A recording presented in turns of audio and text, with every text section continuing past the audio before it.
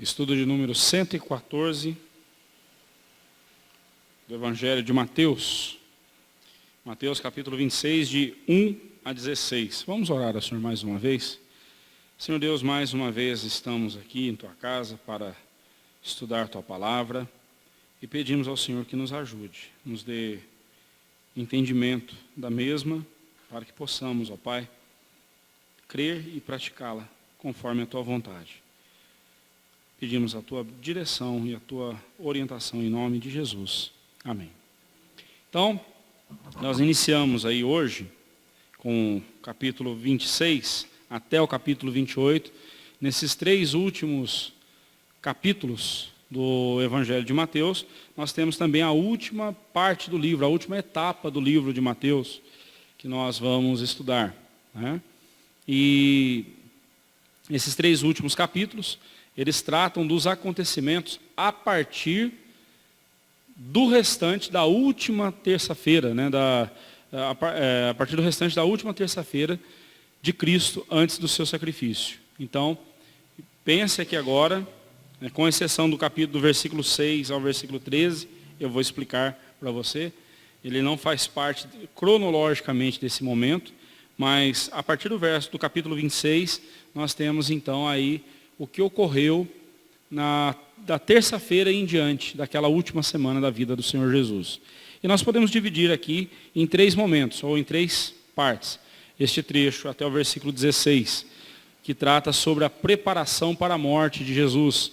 Então, em primeiro lugar, nós veremos aí o plano para matar Jesus, versículo 1 ao 5, depois a unção de Jesus em Betânia, versículos 6 a 13, e por fim o pacto para tirar a vida de Jesus, versículos 14 a 16. Então vamos lá. O plano para matar Jesus. Nasce a conspiração, versículo 1 a 5. Diz assim a palavra de Deus. Vamos juntos? Tendo Jesus acabado todos estes ensinamentos, disse a seus discípulos: sabeis que daqui a 2 dias celebrar-se-á a Páscoa, e o Filho do Homem será entregue para ser crucificado. Então os principais sacerdotes e os anciãos do povo se reuniram no palácio do sumo sacerdote chamado Caifás, e deliberaram prender Jesus à traição e matá-lo. Mas diziam: não durante a festa, para que não haja tumulto entre o povo. Então, nesses 5 primeiros versículos, nós vemos que o plano, sendo o começo do plano para matar Jesus, né? Mas antes disso, versículo 1 e 2, tendo Jesus acabado os ensinamentos que nós vimos desde o capítulo 21, né, até o final do capítulo 25, só corrija aí na sua apostila, está ali bem grande, a preparação para a morte de Jesus, eu esqueci de mudar a referência, é 26, de 1 a 16. Corrija aí, por favor. Ficou a referência do estudo anterior. Só corrija aí, por favor. Então,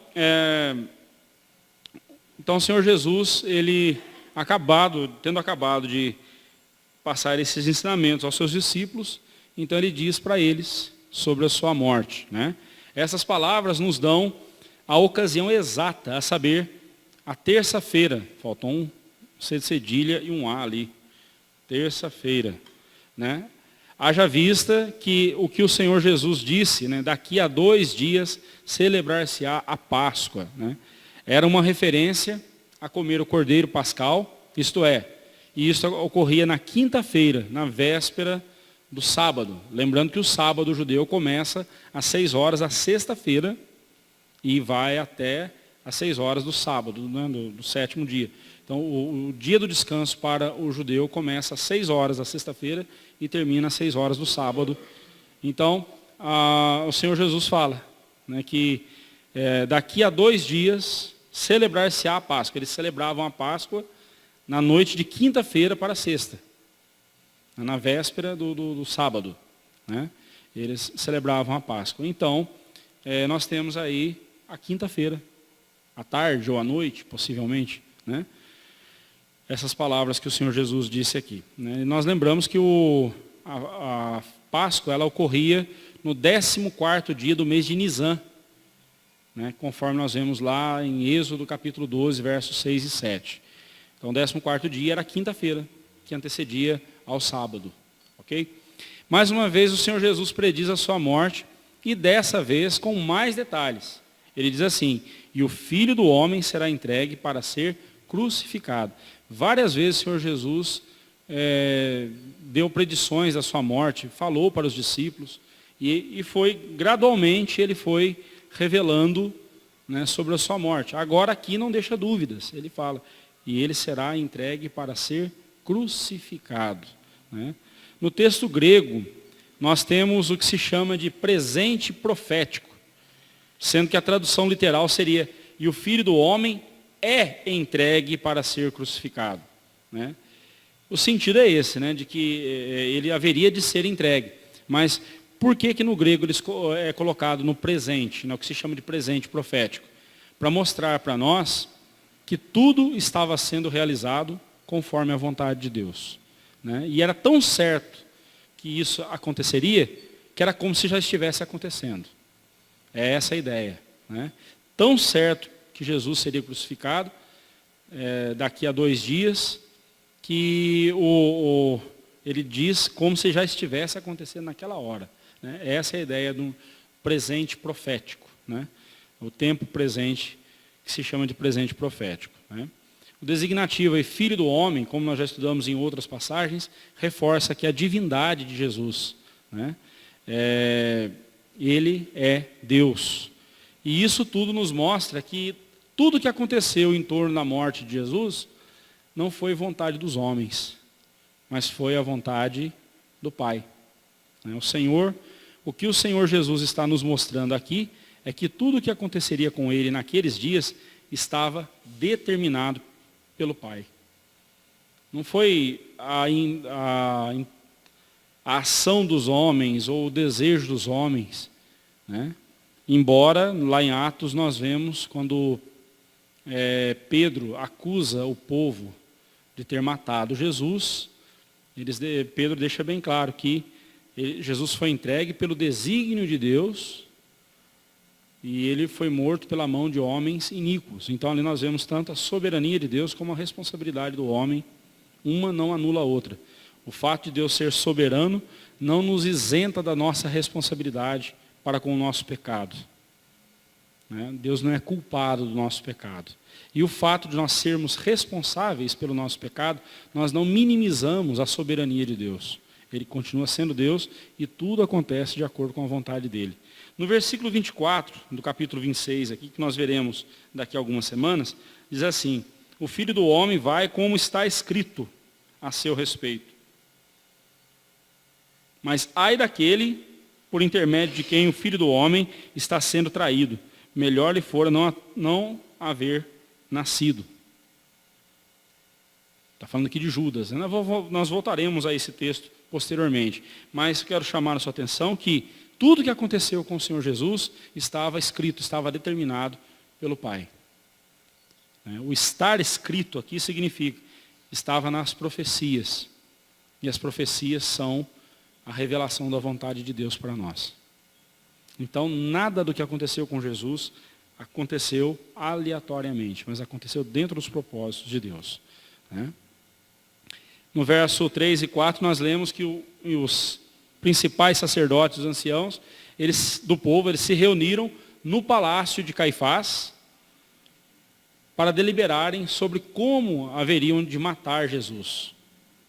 Né? Eles estavam conspirando ali uma traição contra Jesus e como haveriam de matar Jesus. Né? Todas as ações covardes e maldosas das autoridades contra o Senhor Jesus cumpriram fielmente o que Deus determinara, ainda que essas autoridades tivessem feito planos diferentes. Observe que eles disseram, né, nós vamos ver mais à frente, que eles disseram assim, não vamos matar Jesus no dia da festa para não causar tumulto. Mas foi no dia da festa que Jesus morreu. Por quê? Porque Jesus disse, daqui a 2 dias o Filho do Homem será crucificado. As coisas não acontecem porque nós queremos. As coisas acontecem porque Deus determina. A gente precisa aprender essa lição o quanto antes na nossa vida. E nos conformarmos com a vontade de Deus e nos deleitarmos na vontade de Deus. O desafio para nós não é só aceitar a vontade de Deus. O desafio para nós é também nos deleitarmos na vontade de Deus. Ainda que ela seja contrária à nossa vontade. Vamos lá. Estes principais sacerdotes, então eles se reuniram ali na casa de Caifás, né? E cada passo que eles davam, sem saber, estavam fazendo o que Deus determinara. Eles achavam que estavam no comando da situação. Mas a cada ação deles, eles estavam agindo do jeito que Deus havia determinado. Né? Estes principais sacerdotes e anciãos do povo estavam tomados de inveja em relação ao Senhor Jesus por causa dos muitos milagres realizados por ele, culminando especialmente com a ressurreição de Lázaro. É importante quando a gente ler esse texto aqui de Mateus, também nós lermos o que aconteceu em João capítulo 12. João 12. Aí está 11? Não, 11 foi a ressurreição de Lázaro. 11 foi a ressurreição de Lázaro.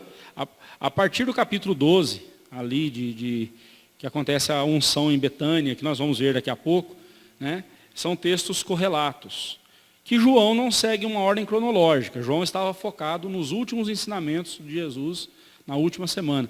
A maior parte do livro de João é sobre a última semana de vida de Jesus. Né?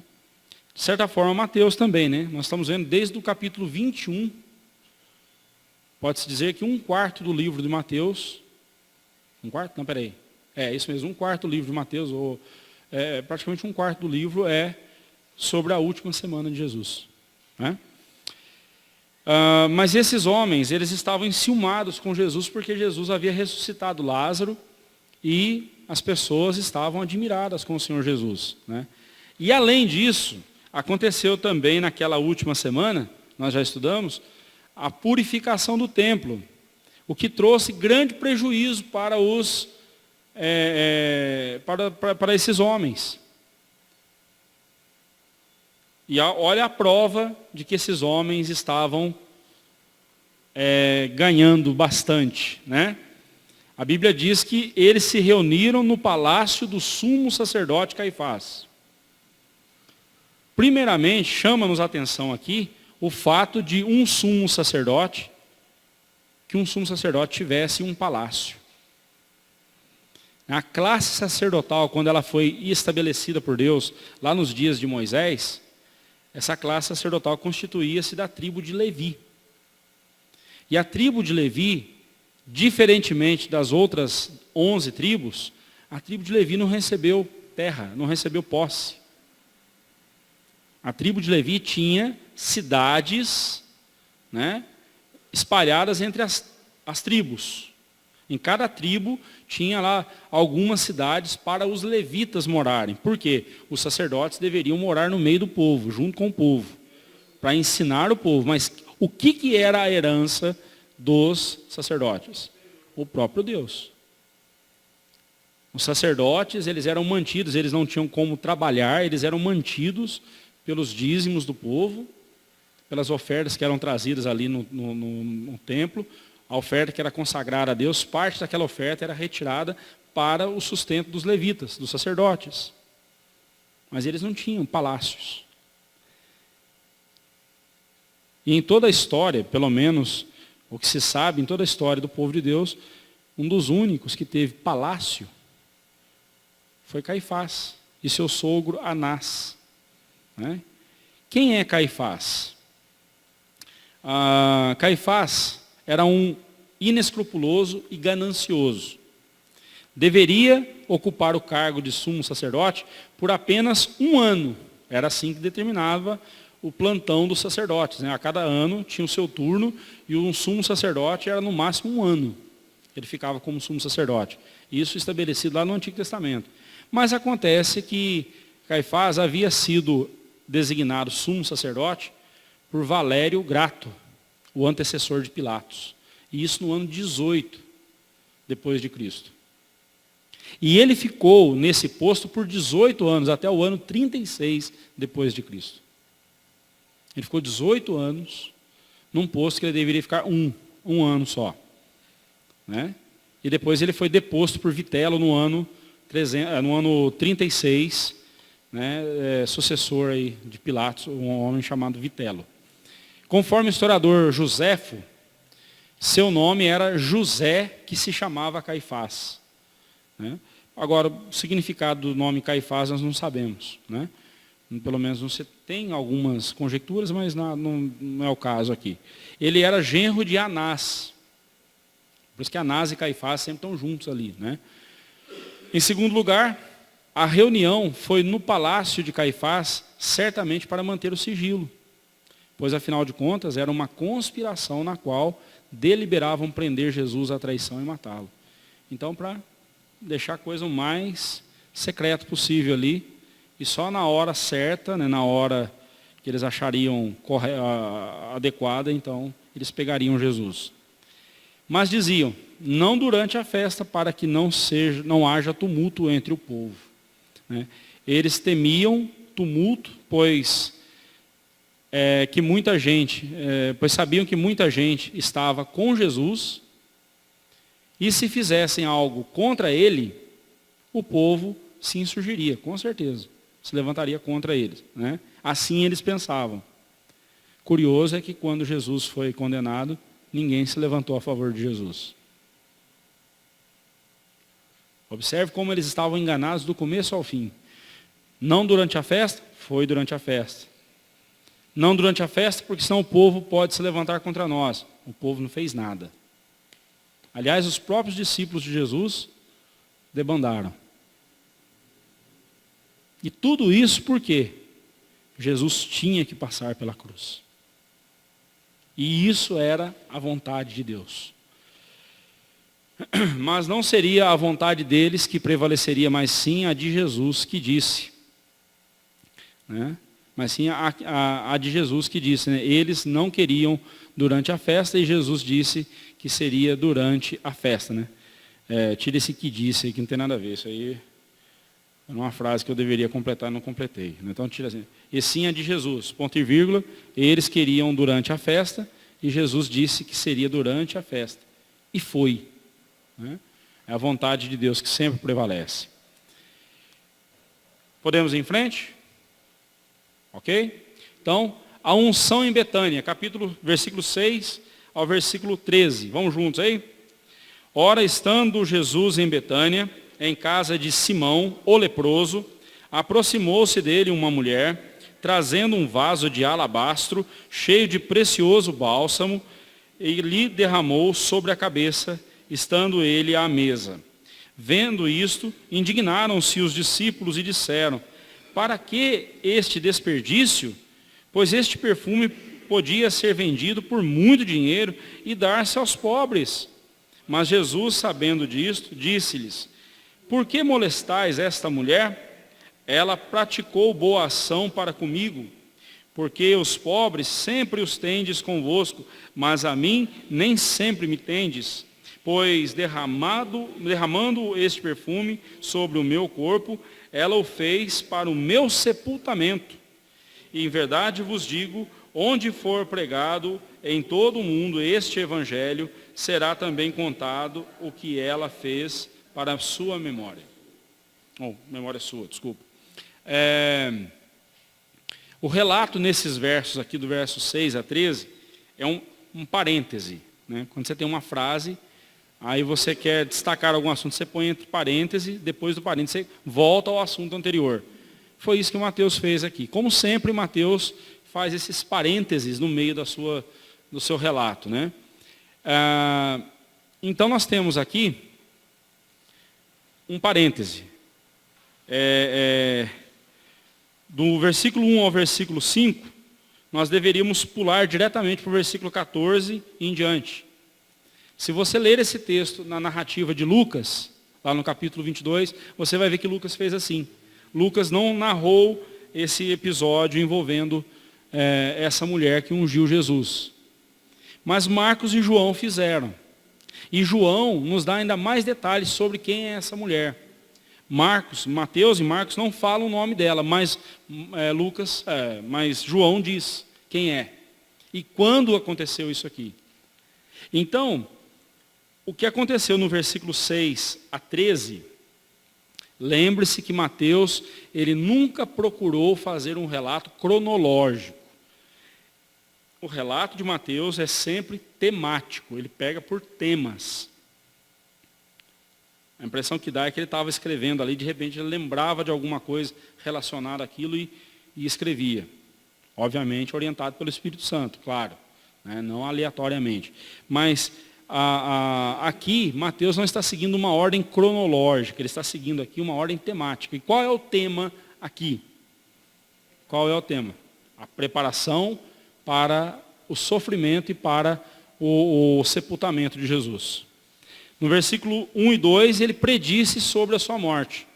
E agora, no versículo 6 a 13, especialmente quando ele explica ali no versículo 12, que ela fez para o seu sepultamento, ou seja, antevendo o seu sepultamento. Nós veremos esse versículo daqui a pouco, mas esse é o tema. Esse é o tema que uniu esses dois trechos. O que acontece no versículo 6 a 13, a bem da verdade aconteceu na noite de sábado, antes de Jesus entrar em Jerusalém. Foi na noite de sábado, em Betânia. E no dia seguinte ele entrou em Jerusalém. Então, Mateus, é como que ao escrever aqui, o versículo 1 a 5, ele lembrou desse ocorrido e voltou lá. Né? E por que ele não colocou antes? Lembrando que naquele tempo não tinha borracha, não tinha como dar um delete ali no texto e escrever de novo. Né? Era um pergaminho, ele escrevia corrido. Né? Então assim ele colocou.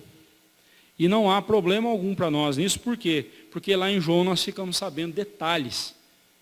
Né? E eu quero que você mantenha aberta aqui a sua Bíblia nesse trecho e vá comigo lá para João capítulo 12. Fica aí com a mão marcando os dois textos. Nós vamos recorrer muito ao capítulo 12 de João. Ok? Vamos lá. Ora, estando Jesus em Betânia, em casa de Simão, o leproso, né? Há aqui uma aparente contradição com o que João diz em João 12, 1. Lá em João 12, 1 diz assim: 6 dias antes da Páscoa foi Jesus para Betânia.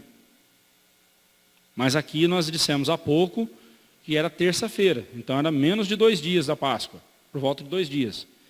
Mas João fala que foi 6 dias antes da Páscoa, João coloca no sábado. Né? No sábado anterior. E aí? É como eu disse para você, o que Mateus está narrando aqui, ele voltou um pouco o relato por ter lembrado desse assunto. Tá? Segundo William Hendricks, o relato de Mateus, nos versículos 6 a 13, não está obedecendo uma cronologia exata, mas sim, como sempre ele fez, uma ordem temática, que aqui diz respeito às predições sobre a morte de Jesus, sendo que nos versículos 1 e 2 foi o próprio Senhor Jesus, e nos versículos 6 a 13, a ação da mulher foi interpretada pelo Senhor Jesus como um ato de devoção, apontando para o seu sepultamento, lá no versículo 12. Né? Pelo menos 15 pessoas estavam presentes ali, naquele momento. Jesus, os 12 discípulos, 13. Né? Simão, o leproso, 14. E essa mulher, 15. Mas segundo João, Lázaro e Marta também estavam juntos. São 17 pessoas. Tinha mais de 15 pessoas ali, naquela ceia, naquele jantar. Né? Era uma ceia noturna, um jantar. Pelo menos, então, este homem, chamado de Simão, veja lá também em Marcos 14, 3, né? Também ele é chamado de Simão, a quem Mateus apresenta como o leproso, o qual certamente fora curado por Jesus. Aqui, ao chamá-lo de leproso, Mateus estava lembrando que ele havia sido curado por Jesus. É essa a intenção aqui. Né? Era essa a intenção aqui. Não que Jesus não tivesse contato com leprosos, porque ele sempre teve. Ele sempre foi atrás daqueles que eram proscritos da sociedade. Ele sempre estava atrás dessas pessoas, né? Buscando essas pessoas, né? Mas aqui então, certamente era uma pessoa que havia sido curada por Jesus, esse homem chamado Simão.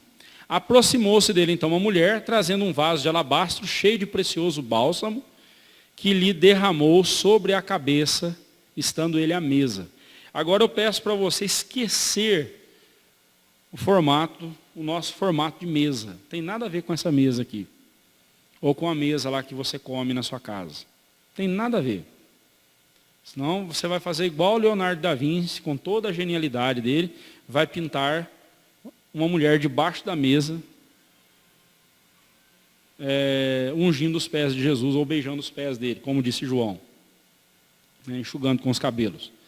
As mesas naqueles tempos, como já expliquei em outra ocasião, eram baixas, nessa altura, no máximo, 20, 30 centímetros no máximo. Era mais semelhante a um tablado. E era estendida no chão a mesa. As pessoas se assentavam em almofadas, parecendo puffs, esses puffs que a gente tem nas nossas casas, aqueles almofadões, elas se assentavam com os pés para trás. Por isso que eles lavavam os pés para poder comer. Não é que eles comiam com os pés, né? Mas é porque os pés ficavam próximos à mesa. Imagina você, e fazia o círculo, né, ao redor da mesa. Imagina você encostado aqui no pé do outro aqui, comendo. Mesmo que o pé estivesse para trás, imagina se tivesse com um chulé, embora não dava chulé porque eles usavam sandália, né? Mas pezão sujo ali na sua cara, é desconfortável. Por isso que eles lavavam minuciosamente os pés. Eles se banhavam totalmente, né, para poder comer. E especialmente os pés. Lavavam os pés para poder sentar-se à mesa, de forma higiênica. Então eles apoiavam com um braço o corpo, desse jeito, debruçado sobre o braço, e com o outro braço eles levavam, geralmente a comida deles era muito molho e pão. Então eles pegavam o pão, eles não usavam talheres como nós, eles molhavam o pão. Por isso que Jesus falou, aquele que mete o pão no meu bocado, né? Aquele que comeu do meu bocado, aquele que mete a mão comigo no pão, haverá de me trair. A gente imagina que só Judas estava com a mão ali, né? Todos eles estavam fazendo esse ato de meter a mão no pão ali com Jesus. Por isso que eles ficaram perguntando, né? Sou eu, quem será? Quem será? Por isso. Então eles levavam a mão com um pão, molhavam e comiam. E agora, aí fica fácil a gente entender como essa mulher, segundo João, vamos ler lá o texto de João.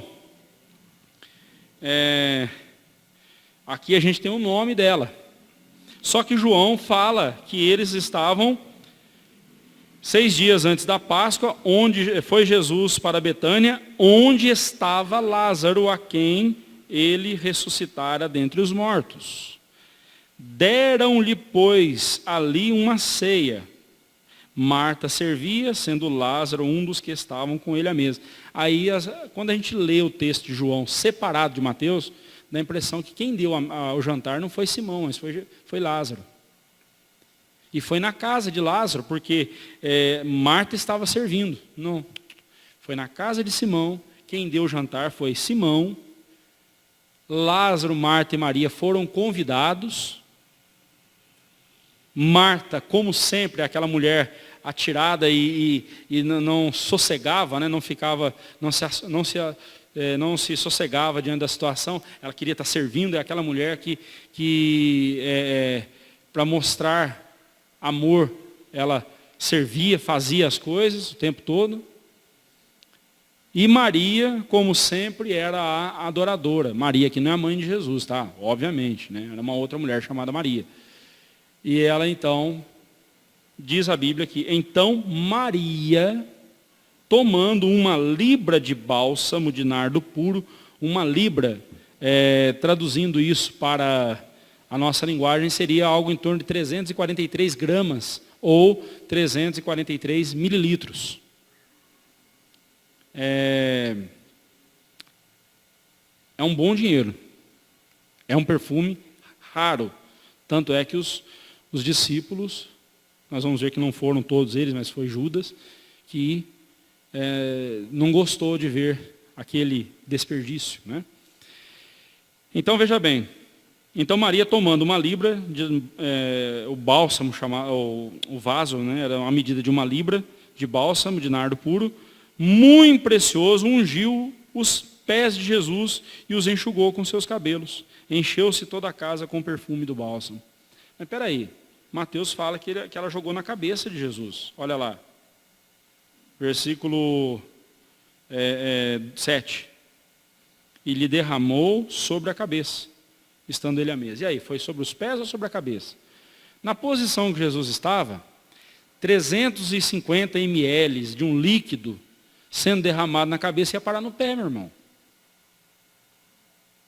Por isso que João faz questão de dizer que o aroma encheu toda a casa, porque ela despejou mesmo com vontade. E todo o corpo de Jesus. E aí, quando chegou nos pés, o que ela fez? Enxugou com seus próprios cabelos. Que cena mais linda de se ver. Né? Que cena mais linda.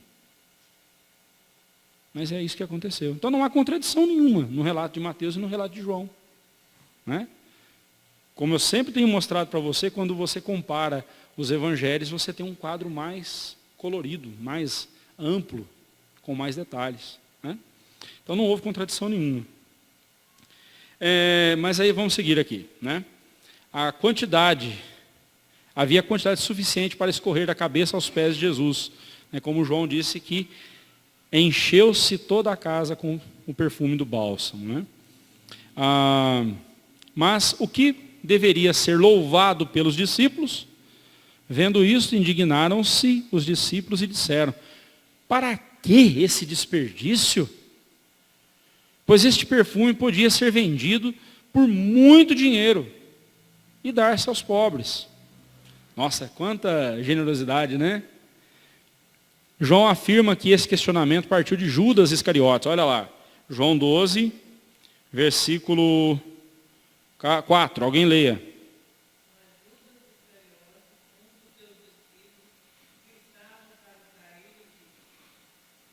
Pode continuar o 5.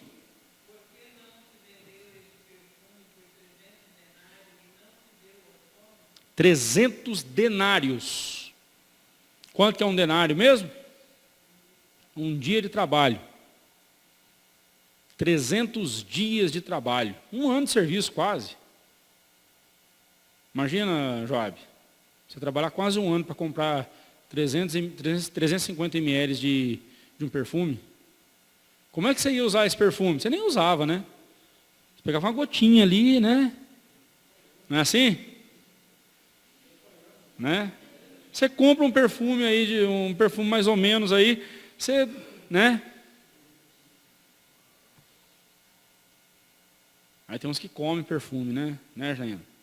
Ela vive dizendo que eu como perfume. Não é que eu como perfume, só 2, 3. Não é. Até contra, 1, 2, pronto, né? O seu também, não vem com essa não. Mas o perfume, né, valia 300 denários. Bem, essa aqui era a conta básica que o Judas fez. Você podia ter vendido isso por 300 denários, não era pouco. E dado isso aos pobres. Mas Judas falou isso porque ele era um homem bom? Porque ele se preocupava com os pobres? Não. Judas era um ladrão. Judas era um larápio. Né? João afirma que esse questionamento partiu de Judas e que era o tesoureiro do grupo. Olha lá, João 12, verso 6. Isto ele disse, não porque tivesse cuidado dos pobres, mas porque era ladrão e tendo a bolsa, tirava o que nela se lançava. Né?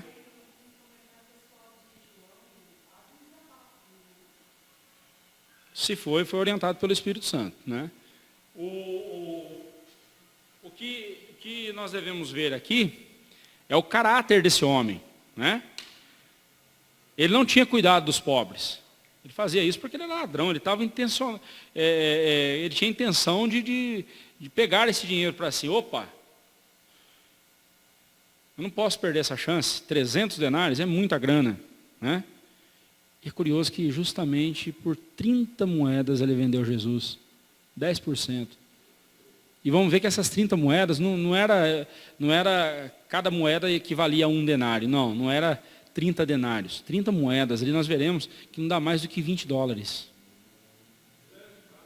Né? Mas não dava mais do que 20 dólares, traduzidas hoje em dia o valor. 60 reais, 70 reais. 70 reais. Né? Porém, pela narrativa de Mateus e Marcos, vemos que todos os discípulos protestaram. Pode ser que sim, né? Quando Judas levantou o questionamento, ele encontrou apoio. É o que dá a entender. Então, cuidado com quem você apoia, viu? Você acha que está apoiando uma pessoa honesta aí, né?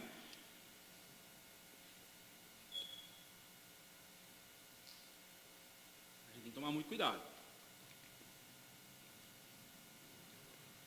Até mesmo o nosso atual presidente. Ele pode nos decepcionar. A gente pode descobrir coisas aí, né?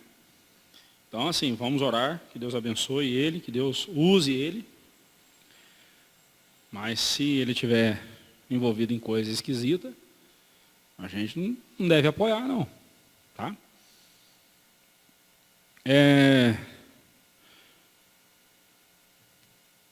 Todos olharam para aquela mulher, para Maria, com reprovação, menos Jesus. Todos olharam para ela reprovando a atitude dela, menos Jesus. Né? Mas Jesus, sabendo disso, disse-lhes, versículo 10.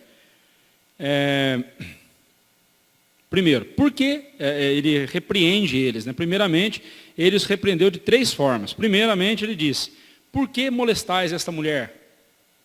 Sim, eles estavam sendo grosseiros e ingratos para com aquela que tantas vezes os receberam em seu lar e lhes deram abrigo. Eles deu abrigo. Muitas vezes Maria, Marta e Lázaro deram abrigo a Jesus e aos discípulos. Eles estavam sendo grosseiros com ela. Né? Franqueza não é grosseria, tá, irmãos? Grosseria também não é franqueza, não. Grosseria é falta de educação. Franqueza é bem diferente. Você pode ser franco sem ser grosso. Tá? Ela, disse Jesus, ela praticou boa ação. Então Jesus mostrou-lhes que ela havia feito uma boa ação. Né? Se havia alguém errado ali, eram eles e não ela. O que ela fez foi uma boa ação para com Jesus. Né? Terceiro, porque os pobres sempre os tendes convosco, mas a mim nem sempre me tendes. Então Jesus mostrou-lhes que certas oportunidades são únicas, como aquela que Maria aproveitara para honrar Jesus. Era único aquele momento ali, ela não podia desperdiçar. Ela não olhou para o perfume e viu o perfume como caro. Ela olhou para a oportunidade e viu a oportunidade como caríssima e não podia ser desperdiçada. Né? É a diferença de quem caminha com Jesus e quem está perto de Jesus, mas não anda com Jesus, de fato. Né? Ela olhou a oportunidade, aproveitou e eu quero honrar meu Jesus. E assim o fez. Né? Então, Jesus mostrou-lhes que certas oportunidades são únicas, como esta que Maria havia aproveitado, enquanto outras acontecem com frequência. Com frequência, né? As frequências aí, com frequência, para as quais devemos estar atentos e aproveitá-las. Como, por exemplo, socorrer os pobres e necessitados. Isso acontece com mais frequência. Quantos pobres hoje não pararam você no semáforo e pediram para você uma moedinha? Aliás, aqui em Jacareí, em São José, nesses 2 últimos anos, está virando febre isso, né? Se você for dar uma moedinha para cada um no farol, à tarde você está liso. É complicado, então nem dê. Aliás, você não deve dar dinheiro. Né? Às vezes a gente acha, dá logo aqui para ele parar de encher a paciência. Não faça isso. Enquanto tiver gente dando dinheiro para eles, eles continuarão pedindo. E nas nossas cidades existem, especialmente aqui na nossa região, existem programas sociais para acolher essas pessoas. O problema é que eles não querem ir para lá, porque lá tem horário para tudo. E esse pessoal não gosta de relógio. Tá? Então você não está fazendo boa ação não, tá? Você está contribuindo para a vagabundagem. Perdão da palavra, irmãos, desculpa, mas é isso mesmo. Você está contribuindo para a vadiagem. Então, tem outras formas. Veio pedir ajuda? Você pode me dar o seu endereço? Que eu vou lá fazer uma visita para você. Do que você está precisando? Eu vou lá levar para você. Vou ver como eu posso te ajudar. Se você pedir o endereço para a pessoa, é possível que ela já até vá embora. Sinal de que ela não está interessada em ajuda. Mas Jesus disse que os pobres nós sempre teremos conosco. Ou seja, nós vamos ter sempre alguém para ajudar. Mas Maria só tinha aquela oportunidade de servir Jesus daquele jeito. Né? Em segundo lugar, Cristo mostrou-lhes a nobre razão de Maria ter feito aquilo. Olha o que ele diz no verso 12. Pois derramando este perfume sobre o meu corpo... Aí, fechou a questão, né? Do lado da cabeça e dos pés, né? Jesus deixou bem claro, derramando sobre o meu corpo. Então o óleo escorreu por todo o corpo de Jesus e foi parar nos pés. Tá? Então quando alguém vier dizendo para você, a Bíblia é cheia de contradições, e só Mateus fala que ela jogou na cabeça e João fala que jogou no pé. Assim, leia um pouquinho mais a Bíblia, com um pouquinho mais de atenção, você vai ver que a Bíblia explica a Bíblia, ela não deixa dúvida. E Jesus disse, pois derramando este perfume sobre o meu corpo, ela o fez para o meu sepultamento. Aqui há uma discussão. Maria fez isso conscientemente ou sem saber, ela simplesmente quis fazer um ato de devoção e de adoração a Jesus, mas não sabia que estava fazendo isso, preparando já para o sepultamento de Jesus.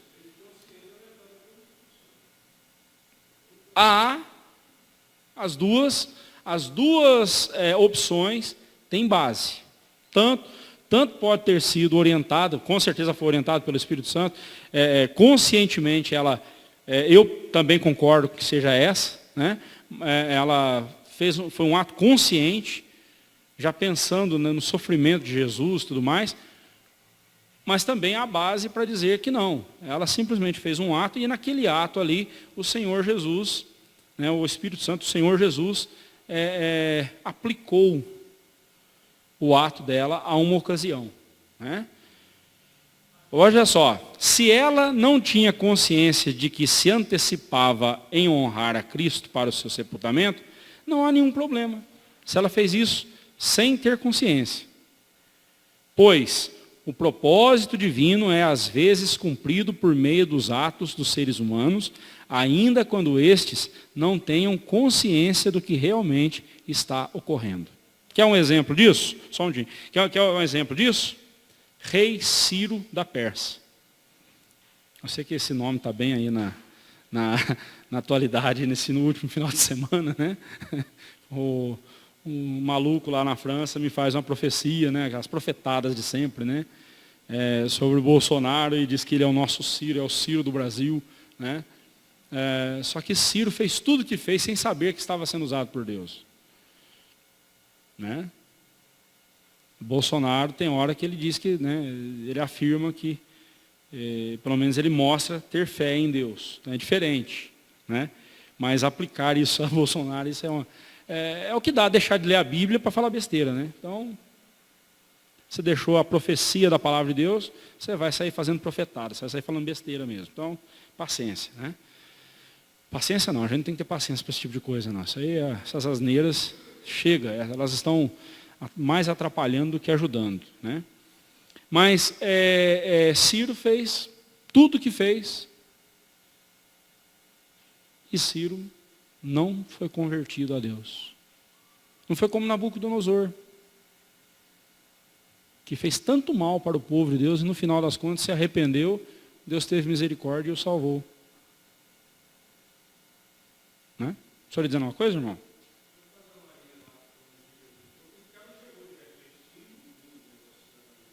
Não. Sim. É. Jesus estava comendo, imagina o perfume descendo, não é bem assim, já era um momento, já devia ter terminado a refeição, né? É óbvio, né? Não é, é claro, mesmo porque a mulher não poderia chegar no recinto onde estava cheio de homem, mas ela fez tudo isso, rompeu todos esses protocolos, porque ela queria adorar Jesus. Isso é fantástico, isso é uma lição tremenda.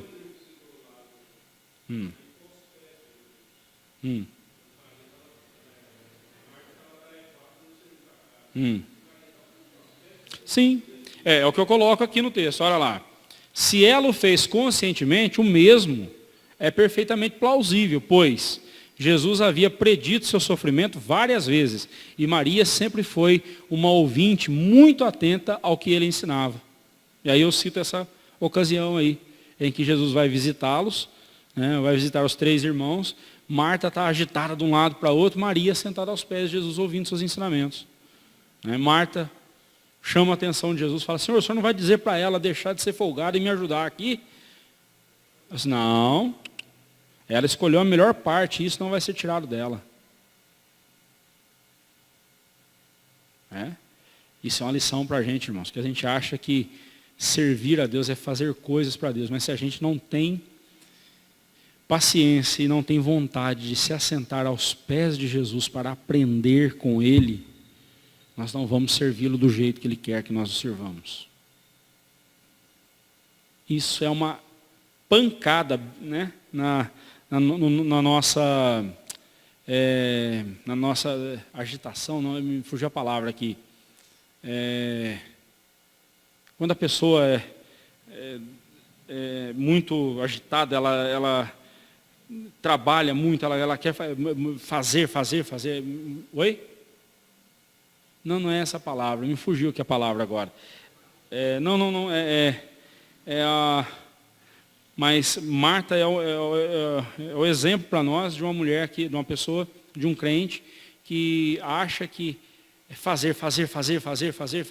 Ela tem uma agenda cheia, e quanto mais faz e tal, isso agrada a Deus. Não. Se nós não nos assentarmos aos pés de Cristo primeiro, para aprendermos o que Ele tem para nos ensinar, nós não vamos servi-lo do jeito que Ele quer que nós o sirvamos. Mas aí então Maria é esse exemplo para nós, uma boa ouvinte. Assim sendo, ela tratou de aproveitar a última chance que ela tinha de honrar o seu Senhor, ainda mais sabendo que Ele havia dito que em 2 dias Ele seria crucificado. Ela falou, não posso perder tempo. Se esta for a última chance que eu tiver de ungir Jesus, é agora que eu vou fazer. De derramar esse perfume sobre Ele. E aí nós aprendemos uma outra lição com Maria aqui, né? Às vezes a gente quer tanto honrar quem já morreu, e quando está vivo a gente não honra. Eu não sou muito chegado em flor, não. Eu acho bonito flor, né? Mas se você quiser me dar flores, me dê enquanto estou vivo. Depois de morto, fazer aquela coroa, né? Não gasta dinheiro com isso não, irmão. Não precisa gastar dinheiro com aquilo não. Se eu morrer, quando eu morrer, se vocês vão me sepultar, por favor, não precisa fazer coroa, não precisa fazer nada disso não. Né? Não precisa fazer coroa não. Não precisa disso não. Pega esse dinheiro, manda para missões, é um dinheiro bom, né? Mas é um jeito que a gente tem de honrar a pessoa, né? Agora, quer honrar, honra enquanto está vivo. Honra enquanto está vivo. Até hoje eu não entendi por que só se põe nome em rua de pessoa morta. Homenagem póstuma. O cara não está aqui para ver. Você quer homenagear o cara, né? Sei lá. Né? Vai entender, né? Também não é o caso nosso aqui. Mas Jesus sabe honrar quem honra Ele, né? Em verdade vos digo que onde for pregado em todo o mundo este evangelho, será também contado o que ela fez, para a memória sua. Lembremos-nos de que era a noite de sábado, né, daquele último sábado, que antecedia a última semana de Jesus e todos os acontecimentos narrados desde o capítulo 21, versículo 1. Né? Lembre-se disso. Lá no capítulo 24, verso 14, Jesus disse que esse evangelho do reino seria anunciado em todo o mundo. Lembra? E onde quer que a Bíblia chega, chega também a história de Maria. Né? Onde quer que o evangelho chegue, muitos lerão Mateus 26, de 6 a 13. Né? Jesus sabe honrar aqueles que o honram. Né? Por fim, aí o verso 14 a 16, o plano da traição tem início. Então, um dos 12, chamado Judas Iscariotes, indo ter com os principais sacerdotes, propôs: que me quereis dar, e eu vou-lo entregarei. Esse advérbio então, tote, lá no grego, relaciona os versos 1 a 5, né, relaciona esse trecho com os versos 1 a 5, como eu já expliquei para vocês. Né? É um parêntese aí. Como vimos, ocorreu antes do ardiloso conluio dos principais sacerdotes e anciãos. Então, em sua narrativa, Lucas segue exatamente essa sequência. Leia lá depois, Lucas 22, 1 a 6, você vai ver que Lucas começa com o versículo 1 aqui de Mateus 26, 1, e vai até o versículo 16, sem contar essa a história sobre Maria. Né? Ele junta as duas partes. Lucas também declara que Satanás entrou em Judas. E aí a gente acha que possessão demoníaca é aquela baboseira, aquela pataquada, aqueles teatrinho infame que a Universal faz na televisão, né? Camarada com a mão para trás aqui, o charlatão lá entrevistando ele, né? Por que você entrou nele? O que você está fazendo aí? Qual é o seu nome? Meus irmãos, quanta palhaçada, né? Quanta palhaçada, quanta mentira. Teatro de péssima categoria. Já foi desmentido isso várias vezes. Ali é tudo encenação, tudo fingimento.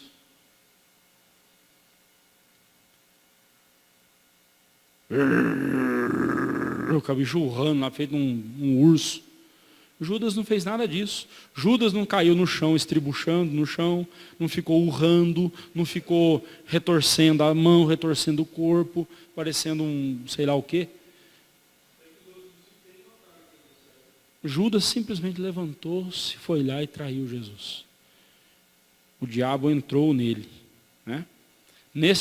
João reforça ainda mais quando, por algumas vezes, apresenta o caráter maligno de Judas Iscariotes. Por exemplo, lá em em João 6, versículo 70, o Senhor Jesus, sem denunciar abertamente a Judas, declarou: não vos escolhi eu em número de 12, contudo um de vós é diabo. A palavra diabolos, no grego, significa adversário. Né? Um de vocês está contra mim. Né? Em João 13, 27, aponta o exato momento em que Satanás entrou em Judas. Lá em João 13, 27, você vai ler, diz assim, o Senhor Jesus dizendo, né?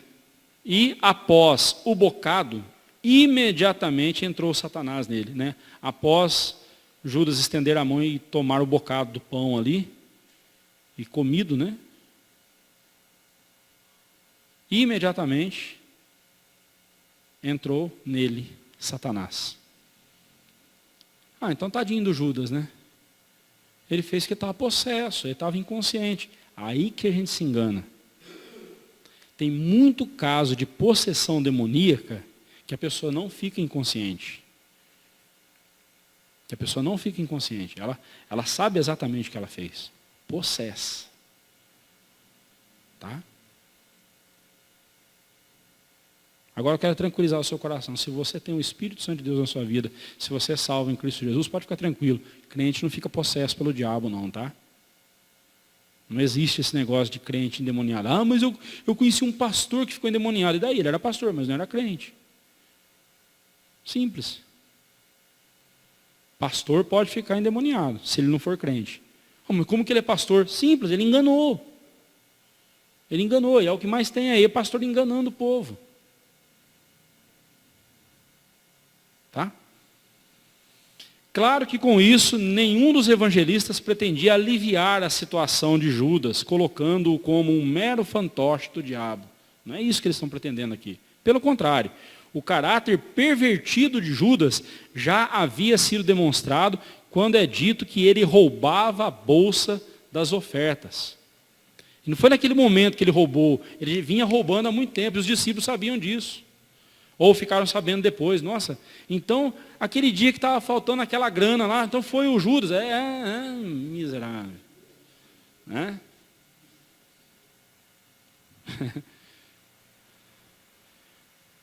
Satanás apenas usou um instrumento que já estava em sua posse. Satanás só usou o instrumento que estava na posse dele. Judas nunca foi de Deus, Judas nunca foi salvo.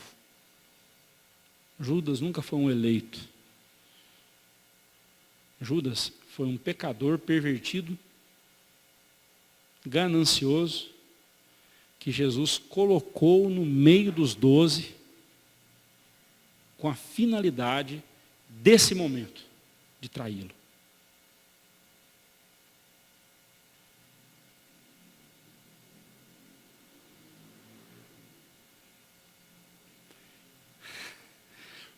Respira fundo, deixa a gente meio sem ar até. Porém, tudo estava nos planos de Deus. O seu coração ganancioso o levara até os principais sacerdotes e anciãos para lhes dizer: que me quereis dar? E eu vou lhe entregarei. Vamos fazer um acordo aí. O que vocês me dão para eu entregar Jesus para vocês? Quando a pessoa chega falando desse jeito para a gente sabe o que ela quer. Ela quer dinheiro. Quando o policial rodoviário para o seu carro e não acha nada de errado no seu carro, mas ele fica ali fazendo hora, fazendo cera e dizendo, porque o pneu aqui parece estar um pouco meio careca para lá de dentro, não sei o que, tal. Você já sabe o que ele quer. Ele quer dinheiro. Não dê. Não dê.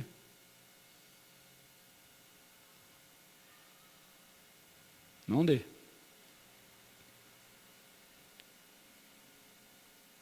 Faça igual aquele sujeito que o guarda viu ali a placa, não viu que todo o carro não tinha nada de errado, mas a placa estava suja, de barro. E aí ele falou, né? Essa placa sua aqui está suja. Isso aqui atrapalha a identificação, isso aqui rende uma multa. Ele percebendo que o cara queria dinheiro, ele falou, uma Coca-Cola resolve isso, não resolve? O policial resolve, claro. Aí o cara também entendeu, né? Aí ele foi lá, pegou uma garrafinha de Coca-Cola, abriu, lavou a placa, pronto. Foi embora.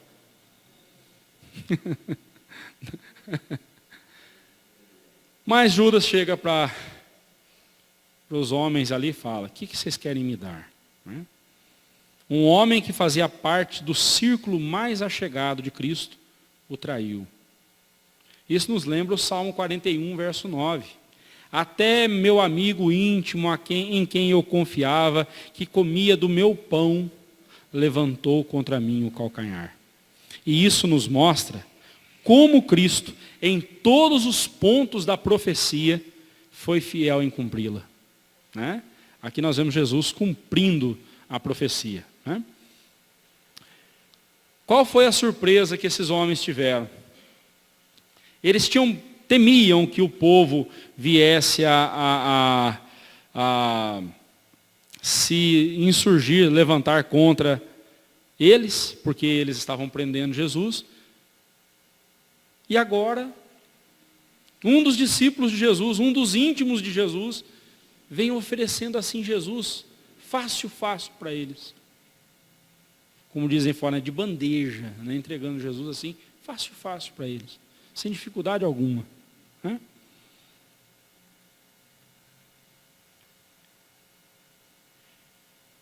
E pagaram-lhe 30 moedas de prata. Novamente, não há nenhuma contradição com o que Marcos diz em Marcos 14, verso 11.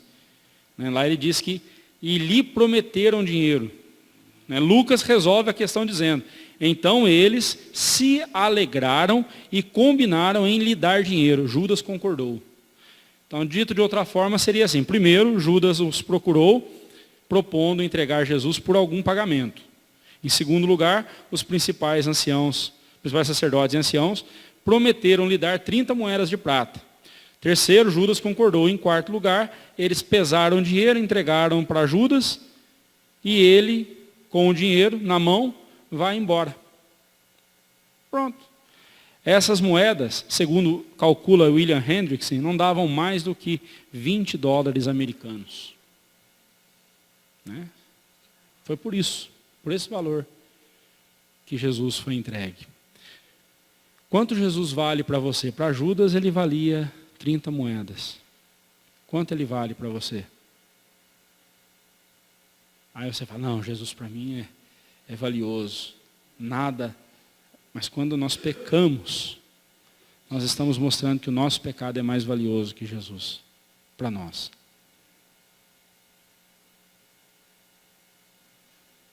Isso é muito sério, irmãos.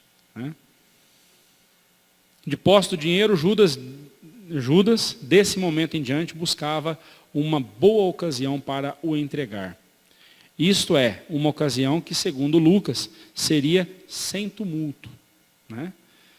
O plano mais cruel, nefasto e sórdido da história da humanidade estava em andamento.